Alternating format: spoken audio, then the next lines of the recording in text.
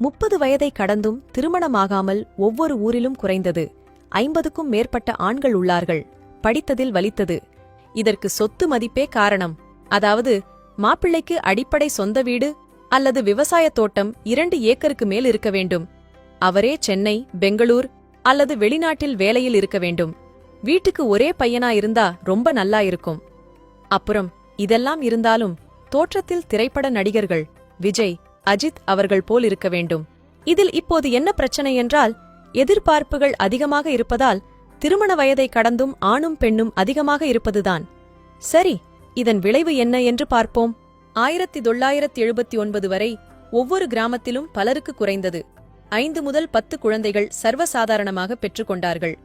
1980க்கு பின் 90% குடும்பத்தில் குறைந்தது 2 குழந்தைகள் முதல் 3 குழந்தைகள் உண்டு. 1990க்கு பின் ஒரே குழந்தைதான். 2000ற்கு பின் ஒரு குழந்தைதான் என்பது எழுதப்படாத தீர்ப்பாக மாறிவிட்டது. ஆனால் 2010க்கு பின் ஒரு குழந்தையாவது வேண்டும், இறைவா என்று போகாத கோவிலும் இல்லை, பார்க்காத மருத்துவமும் இல்லை என்ற நிலையில் உள்ளோம். இதற்கு அறிவியல் 1000 காரணம் சொல்லலாம். ஆனால் முதல் காரணம் ஆரோக்கியம். 1979 வரை பெண்ணுக்கு 16, ஆணுக்கு 19 திருமணம். உணவு ராகி, கம்பு, சோளம். 1989க்கு மேல் பெண் 17, ஆண் 21. உணவு அரிசி 1992க்கு மேல் பெண் 18, ஆணுக்கு 24. உணவு பட்டை தீட்டப்பட்ட அரிசி 2000ற்கு மேல் பெண் 25, ஆண் 30க்குள்.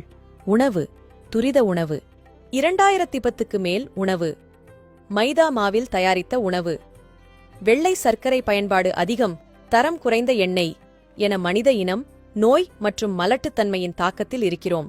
இந்நிலையில் 28க்கு மேல் 35 வரையில் பெண்கள் அதிகளவில் இருக்கிறார்கள். ஆண்கள் 30 முதல் 40 வயது வரை உள்ளார்கள். வசதிகள் வைத்து திருமணம் முடிக்கப்பட்டால் அது வியாபாரம். திருமணத்துக்கு முன் ஏழையாக இருந்து பிற்காலத்தில் பணம் புகழ்பெற்ற மனிதர்கள் ஏராளம். முதலில் சொத்து சுகம் என வாழ்ந்து திருமணம் முடிந்து சில ஆண்டுகளில் ஏழ்மைக்கு வந்தவர்கள் அதிகம். எனவே வரும் காலம் இப்படிதான் இருக்கும் என்று தீர்மானம் செய்யாமல் நல்லதை மட்டும் நினைத்து மனங்கள் பிடித்தால் மனம் செய்யலாம். இதை வெறும் தகவலாக படித்துவிட்டு போக வேண்டாம். தயவு செய்து கொஞ்சம் யோசித்துப் பாருங்கள். குடும்பம் என்பது எவ்வளவு முக்கியம். அதற்கு பணம் தேவைதான். ஆனால் பணத்தால் வாழ்க்கையை இழந்துவிடக்கூடாது. நல்லொழுக்கமுள்ள மாப்பிள்ளையா பெண்ணா என கண்டறிந்து மணமுடியுங்கள். படித்ததில் மனதில் பதிந்தது.